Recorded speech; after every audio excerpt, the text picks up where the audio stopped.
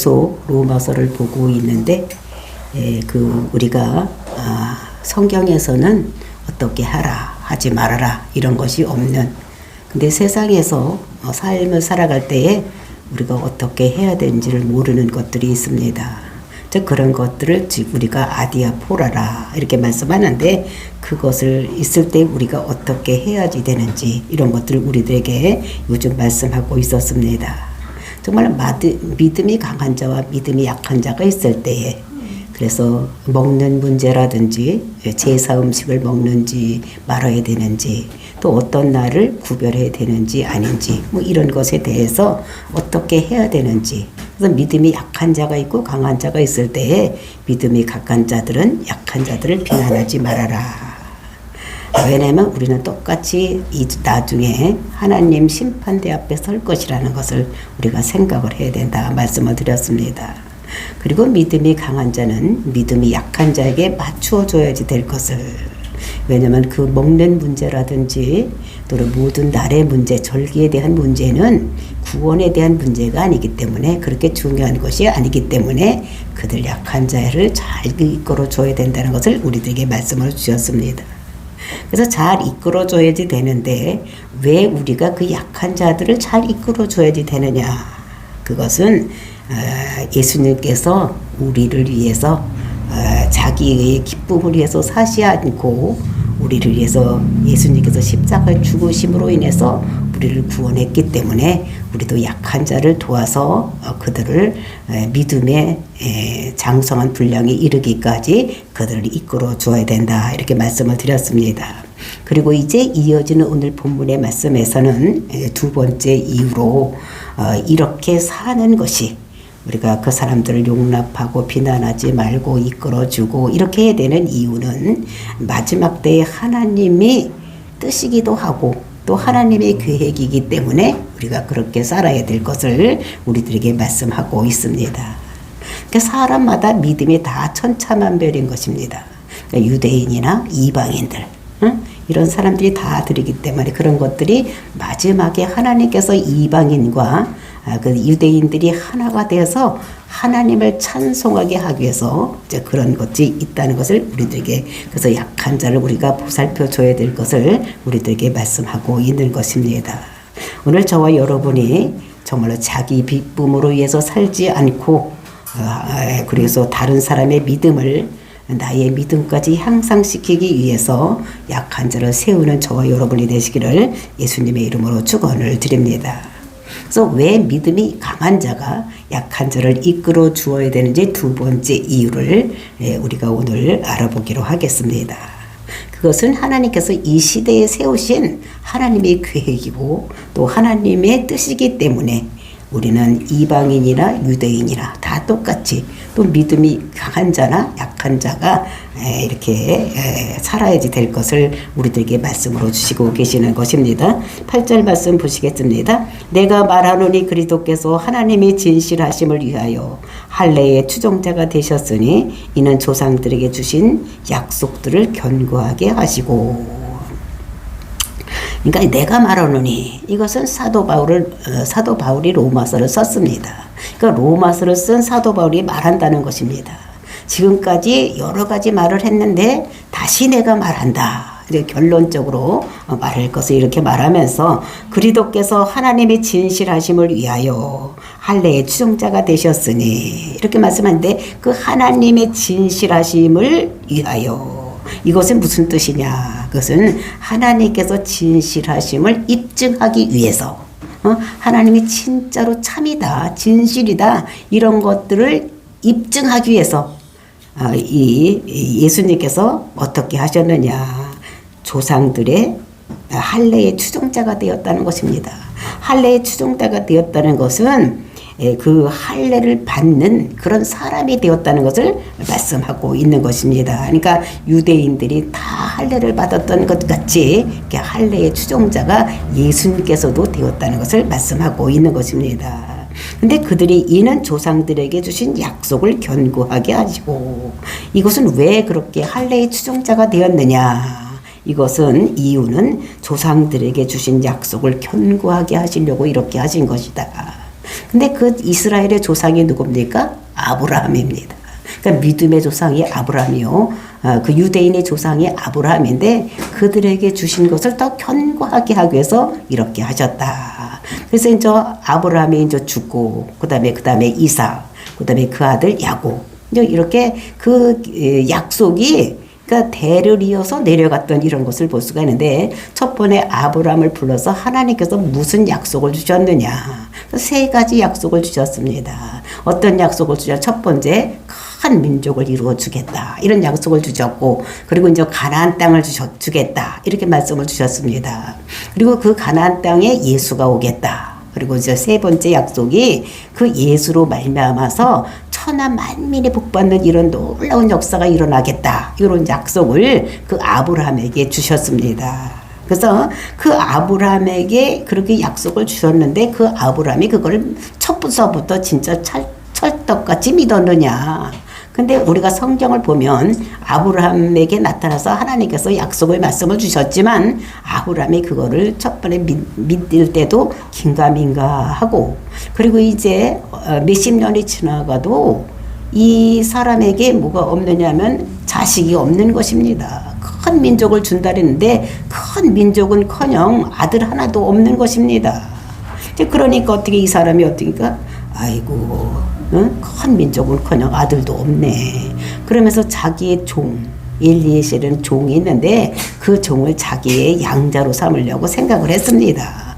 양자로 삼으려고 생각하고 있을 때 하나님께서는 나타나가지고 그 애는 내 씨가 아니다. 네 애가 아니다라는 네 자식이 아니라는 거예요. 그러면서 그를 끌고 밤에 나가서 뭐라면 하늘의 별이 반짝반짝 빛나는 것을 보면서 네 자손이 저렇게 별과 같이 많을 것이다. 이런 약속을 주시는 것입니다.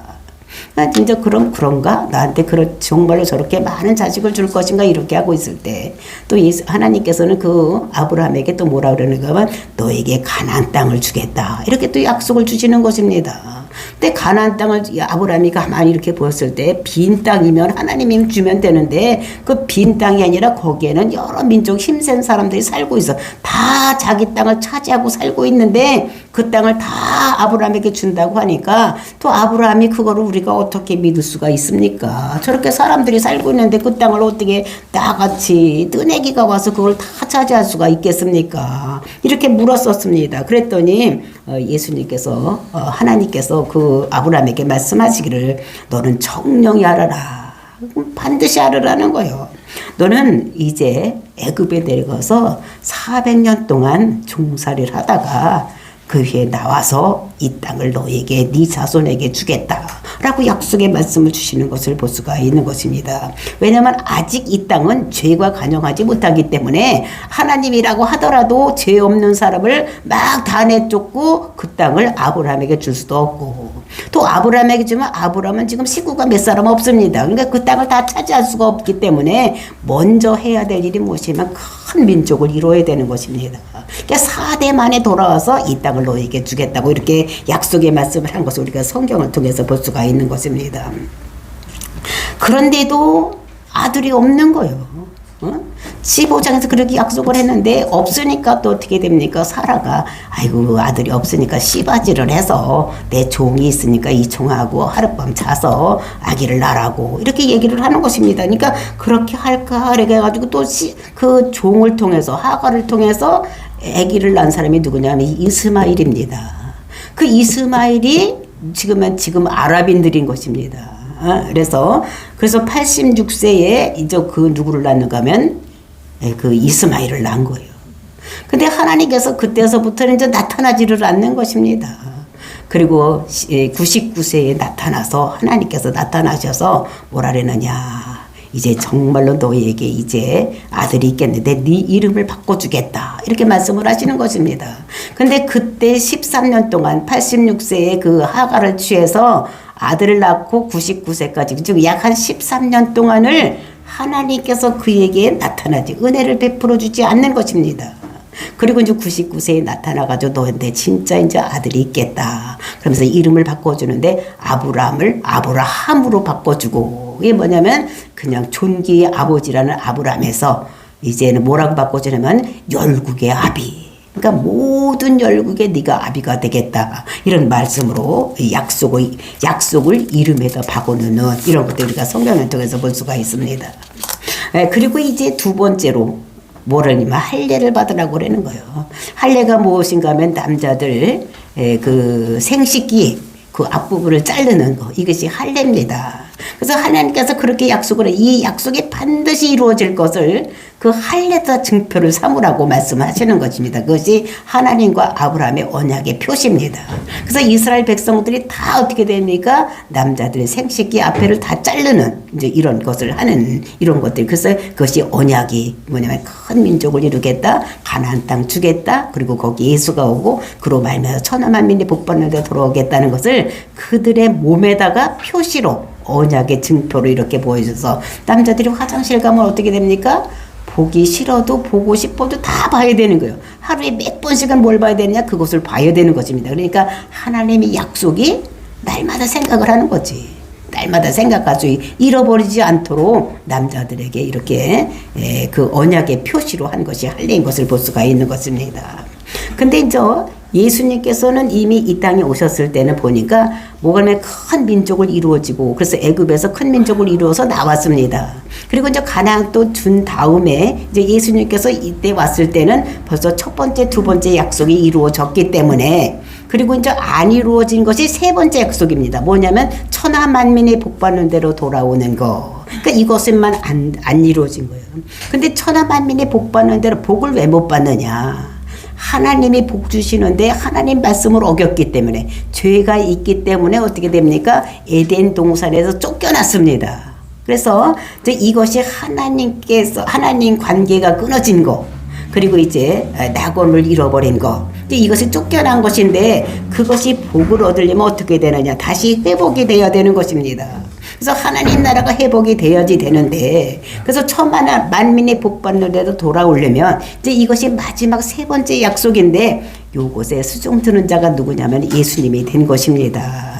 그래서 예수님께서 이것의 추종자가 됐다는 것입니다. 그러니까 그 아브라함의 약속한 그 세 번째 약속을 이루기 위해서, 그것을 이루기 위해서 추종자가 되었다는 것인데, 그것이 이제 8절 끝에 보니까 뭐라고 그러냐면 이는 조상들에게 주신 약속을 견고하게 하시고 이렇게 말씀하고 있는 것입니다. 그러니까 조상들에게 주신 약속을 그대로 반드시 이루어지게, 확실히 이루어지게 하기 위해서, 천하 만민이 복받는 데 돌아오는 것을 확실하게 이루기 위해서 이런 것을 했다는 것을 볼 수가 있습니다. 그러면서 9절 말씀입니다. 이방인들도 그 궁일하심을 말미암아 하나님께 영광을 돌리게 하려 하심이라. 그러니까 이방인들, 즉 유대인들 말고 오늘 우리 같은 사람들이 이방인입니다. 우리 같은 사람들도 그 궁일하심, 그 사랑의 마음을 따라서, 불쌍히 여기는 마음을 따라서 하나님께 영광을 돌리게 하려고.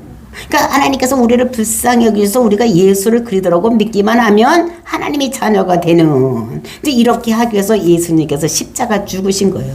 우리의 죄 문제를 모두, 그러니까 우리가 하나님과 친밀한 관계를 이루지 못하고, 그리고 우리가 낙원에서 쫓겨난 이유가 뭐냐면 죄 때문인 것입니다. 그래서 그 죄 문제를 해결하기 위해서 예수님께서 십자가의 지심으로 인해서 우리의 모든 인류의 죄를 짊어지고 십자가에서 죽으신 것입니다. 그래서 그 십자가 죽으신 것, 그래서 이제 죄가 없어졌다는 증거로 우리에게 성령을 주신 이런 것입니다. 그래서 우리가 성경을 보면 먼저 유대인들에게, 베드로에게 성령이 임했던 것을 볼 수가 있는데, 그리고 이제 고넬료 가정에 처음으로 이방인에게 성령이 부어졌어. 그래서 이방인들에게도 예수 안으로 들어오는 이런 역사가 일어난 것입니다. 그래서 우리에게도 지금 예수님께서 십자가 죽으심으로 모든 이방인들, 이제 우리 같은 이방인들에게도 모든 죄를 사하기 위해서 예수님께서 십자가도 죽으셨다는 것입니다.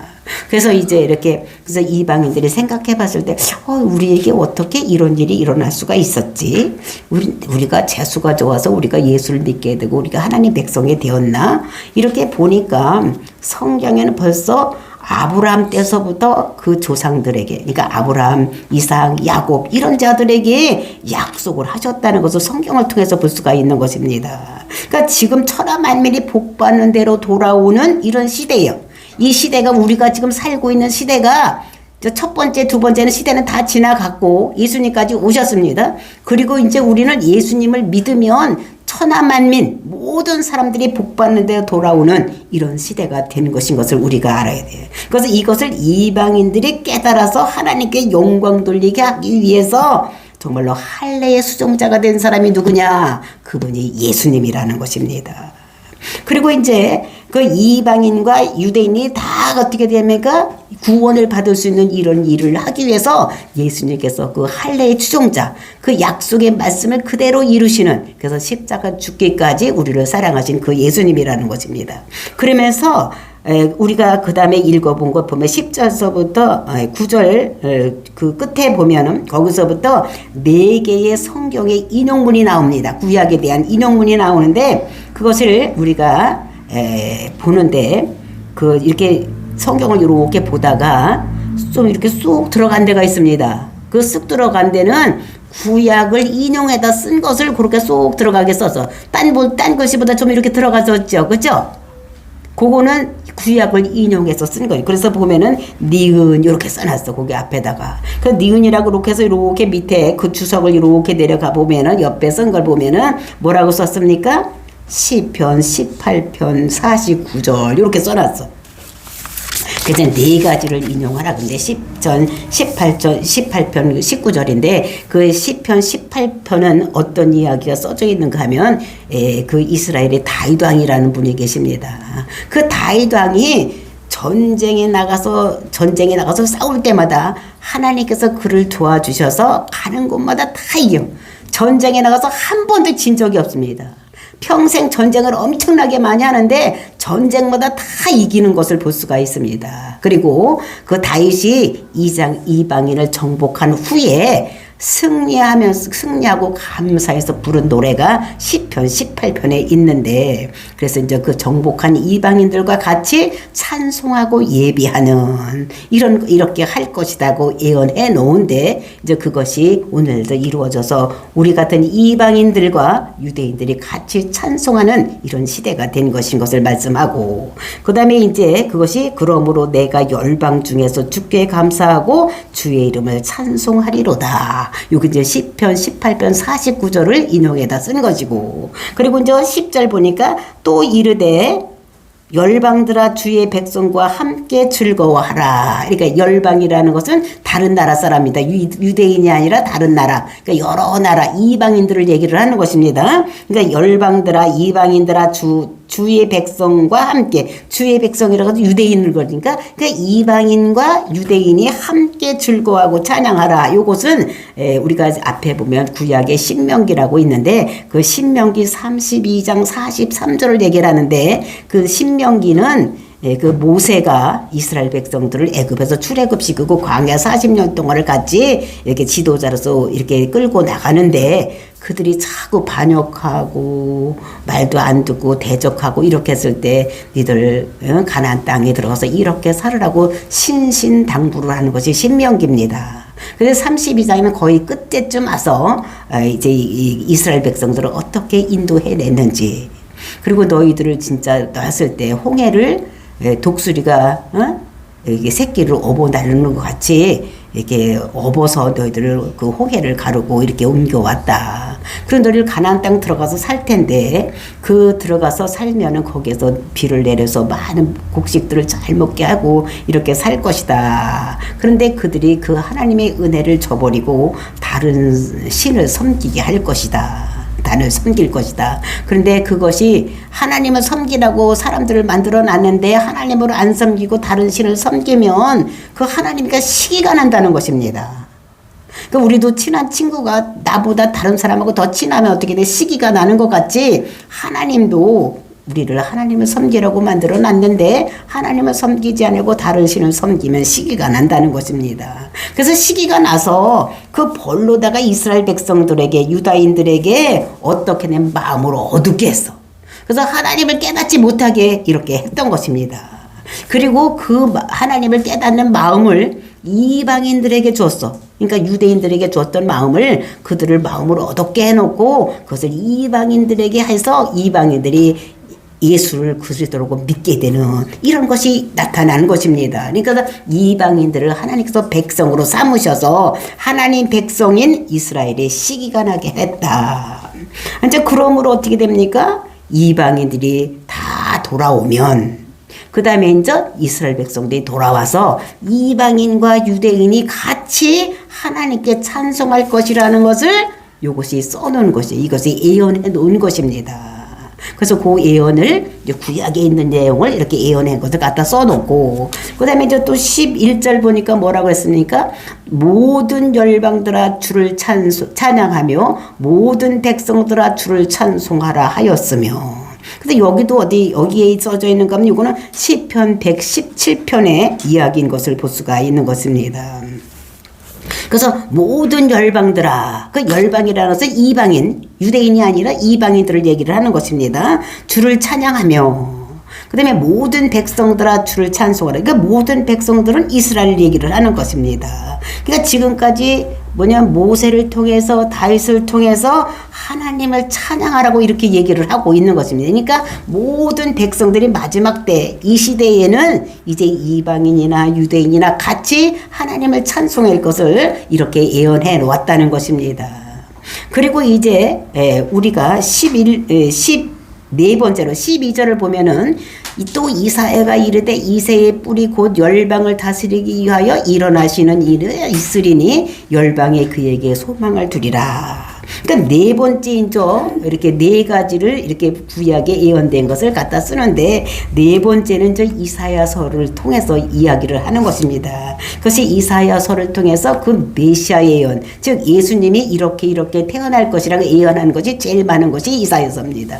그래서 처녀의 몸에서 올 것이다. 모든 사람들은 다 처녀의 몸에서 나는 것이 아니잖아요. 그죠? 시집간 사람들에게서 남자와 같이 잠자리를 한 사람에서 나는데 이 예수님은 처녀의 몸에서 온다고 말씀을 하셨던 것을 볼 수가 있습니다.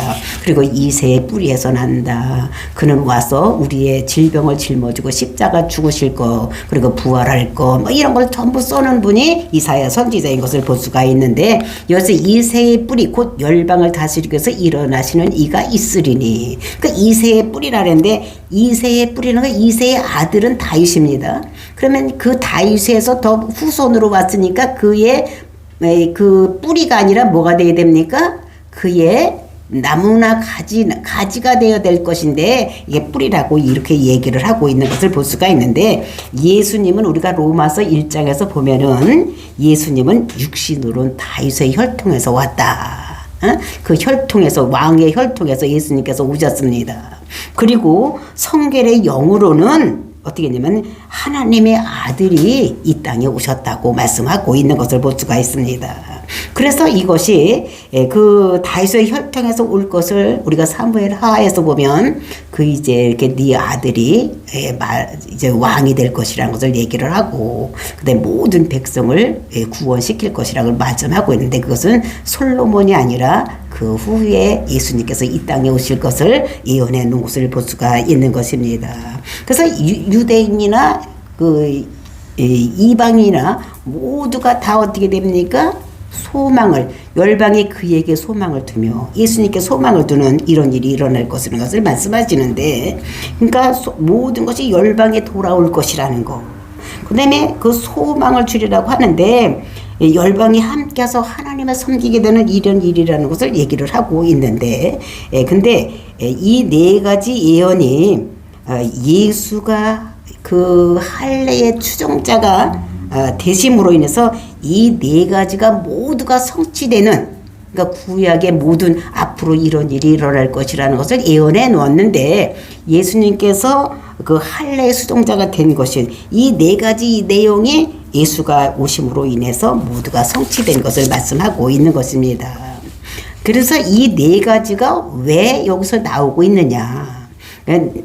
여기서 보면 나를 중히 여기는 사람들이 있었습니다. 오순절이나 이런 그 속죄일이나 이런 날을 굉장히 중히 여기고 또 어떤 사람 그거는 다 그림자이고 다 이제 본체가 왔으니까 아무것도 아니라고 얘기하는 사람도 있었고 그 다음에 우상제물을 먹는 거 이것이 먹어도 된다고 하는 사람도 있고 먹지 말아야 된다고 하는 사람들도 있었습니다.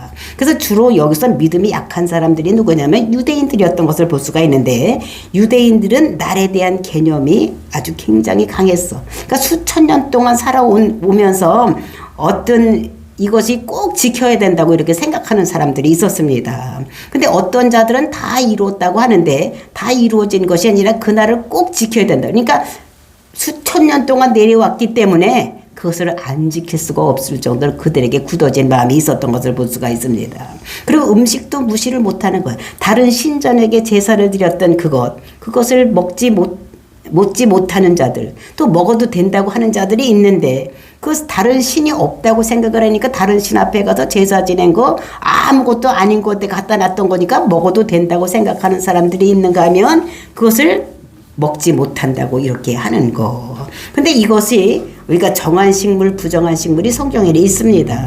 근데 이것은 다 무엇인가 하면 예수님이 오실 것을 그림자적으로 보여주는 것이지, 이제 그것이 다 이루어졌기 때문에 이거는 아무것도 아닌데 아직도 거기에 매여 있는 사람들이 있다는 것입니다. 그래서 이것이 다 어떻게 됩니까? 다 이루었다. 예수님께서 십자가 돌아가실 때 뭐라 했습니까?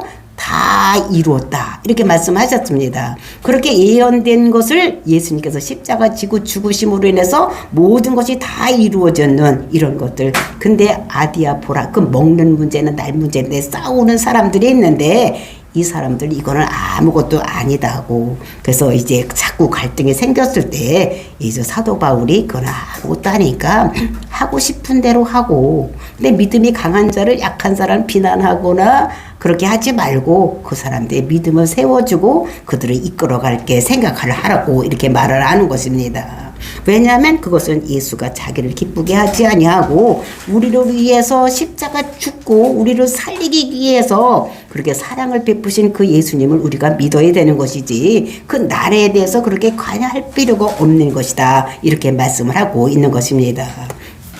그러면서 왜 지금은 우리가 때가 어느 때냐, 그것은 우리가 구약시대가 아니라 예수님께서 십자가를 지고 이방인이나 우리가 유대인이나 함께 찬양하고 예배할 때이기 때문에 그렇다. 그러니까 뭐 음식 문제라든지 또 날 문제 가지고서 싸우지 말고, 지금 이 시대는 이방인이나 또는 유대인이나 모두 합해서 찬양을 같이 예배를 드려야 될 때지, 그래서 우리가 구원받을 때지, 그 날 문제나 먹는 문제 때문에 싸울 때가 아니다. 그래서 하나님 나라의 본질이 아닌, 즉 우리가 예수를 그리스도라고 믿으면서 천국 가는 것이지, 음식을 먹고 안 먹고 때문에 천국 가는 것이 아니기 때문에 우리는 예수를 그리스도라고 믿는 이 일에 집중해서 살아가야 되는 것이지, 그 날 문제 때문에 싸워서는 안 될 것이라고 말씀하고 있는 것입니다. 그러면서 이제 마지막으로 13절에서 소망이 하나님의 모든 기쁨과 평강을 믿음 안에서 너희에게 충만하게 하사 성령의 능력으로 소망이 넘치게 하시기를 원하노라. 그러니까 하나님을 어떤 하나님이라고 소개를 하는가 하면 소망의 하나님이라고 이게 소개를 하고 있는 것을 볼 수가 있습니다. 근데 소망은 처음서부터 있는 것이 아닙니다. 우리가 어떻게 되냐면 기쁨이 평강이 오고 난 다음에, 그리고 이제 이게 기쁨과 평강이 있는 걸 보니까 진짜 하나님 나라가 우리가 가야 되겠다, 이런 마음이 생긴다는 것을 우리가 알아야지 되는 것입니다. 그래서 우리가 아직 우리가 예수를 그리스도라고 믿고 마음이 편해지고 밤에 잠도 잘 자고 모든 것을 다 하나님께 맡기면 근심 걱정이 사라지기 때문에 우리가 평안하게 잠도 잘 수 있고 우리가 이렇게 되는 것입니다. 그러니까 하나님을 믿으니까 이 땅에서도 우리가 평안하게 기쁨이 임하고 이런 거를 보니까 앞으로 세상에서도 우리가 완성된 세상에 들어가지 않은데도 이 세상에서도 기쁨과 평화가 있는 걸 보니까 우리가 앞으로 세상은 우리에게 좋은 일이 많이 있을 것이라는 것을 우리가 알아야지 되는, 완성된 하나님에 들어가면 얼마나 더 좋은 세상이 될까, 이런 것들을 우리들에게 말씀하고 있는 것입니다. 정말 지금까지 교훈을 종결하면서 수신자들에게 사도 바울이 축도하는 거예요. 이렇게 축하를 하는 것입니다. 뭐라고? 마지막으로 하나님께 모든 기쁨과 평강을 믿음 안에서 너에게 충만하게 하기를 예수님의 이름으로 축복한다, 이렇게 축복하는 이런 것들을 보면서 정말로 우리가 예수를 그리스도라고 믿음으로 인해서 영원한 천국을 소망하고 살아가는 저와 여러분이 되시기를 예수님의 이름으로 축원을 드립니다. 다 같이 기도하겠습니다.